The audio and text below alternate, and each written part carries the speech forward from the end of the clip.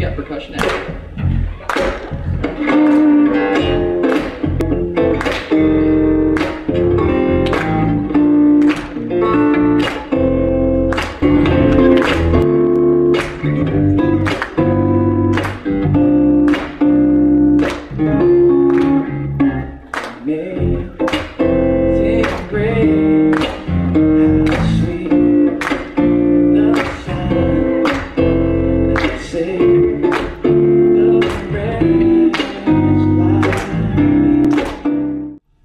Say, Jesus, we caught this woman in adultery.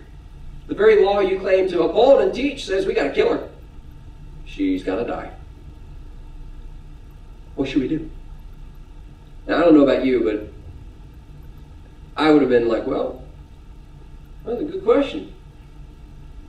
They weren't concerned about justice. They weren't concerned about the woman, obviously. They threw her in the center of the court.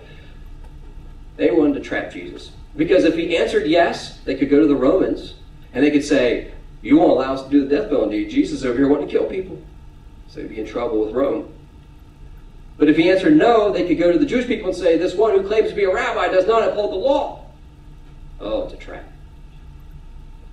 Our very first point this morning, and we'll get back to the text in a second, is that we all have skeletons.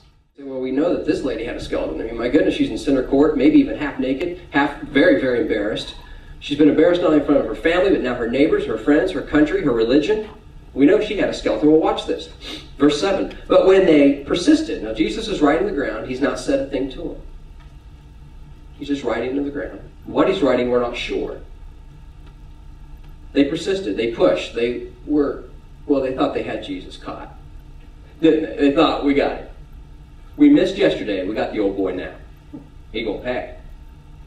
When they persisted, he straightened up and he said to them, he who is without sin among you, let him be the first to throw the stone at her. An interesting thing was taking place in the Jewish culture at that time, and that was adultery was rampant. I mean, it was exploding. And there's a good chance that some of those old boys standing there with all their dignity robes and learning and scholarly law were probably just as guilty of the same sin. It's interesting that the same law that says she should be stoned to death, they would have had to stone the man to death, but the man's not there. Ladies, is that fair? Ladies, is that fair? No. Oh, goodness, thank you. It takes two to tango the last time I tell you, so. And so what he's writing, we don't know, but maybe when he stoops down again in a second, he's writing out their names. And maybe he's writing out who they had the affair with. Or maybe he's just writing out their names and all the different forms of adultery they committed.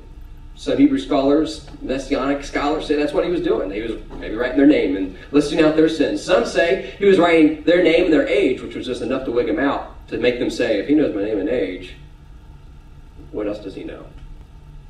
Neither do I. Go and sin no more. The second thing I want to share with you is that we all have consequences. Notice, sometimes it's not what Jesus says, but what he doesn't say. In fact, parabolic teaching is that way. It's not always what is said in the parable, it's what is left unsaid that makes parables so effective. The other thing that makes parables so effective is that we can look at every parable and find ourselves probably in just about each character. At this point, I'm asking you to be the adulterous woman. Because as she left that day, she still had consequences to her decisions. You know, all too often, my friend, the great thing about God is that he shows up in the consequences. It's not just simply, hey, do better and I might be there. It is, I accept you as you are. And even though there are consequences to your decisions, that's where you will find me the greatest. As she turned and began to walk toward home, she felt clean. Clearer than she could have ever remembered. How could that be? She hadn't done anything to deserve to be clean. There hadn't even been a ritual sacrifice or water cleansing according to the law. That rabbi had simply declared her guilt-free, and it was so. No one ever spoke like this man. She heard God when he spoke. But after a few minutes of walking, it hit her. I have to go home. Fear shot through her. She wanted to bolt. The rabbi had forgiven her, but waiting at home was her betrayed husband, and her children, and her parents, and his parents. And she had shamed the entire family.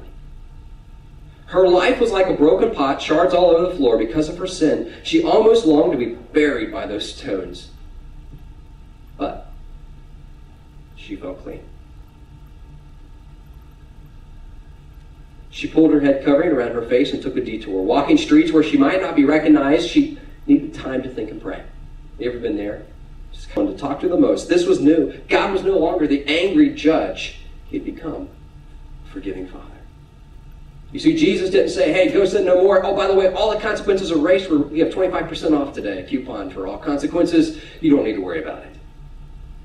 No. The consequences are there, but my friends, that is the greatest time when God shows up.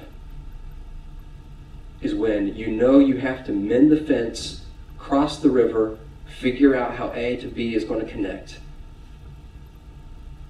And some reason you have that strange, clean peace in your heart that passes understanding.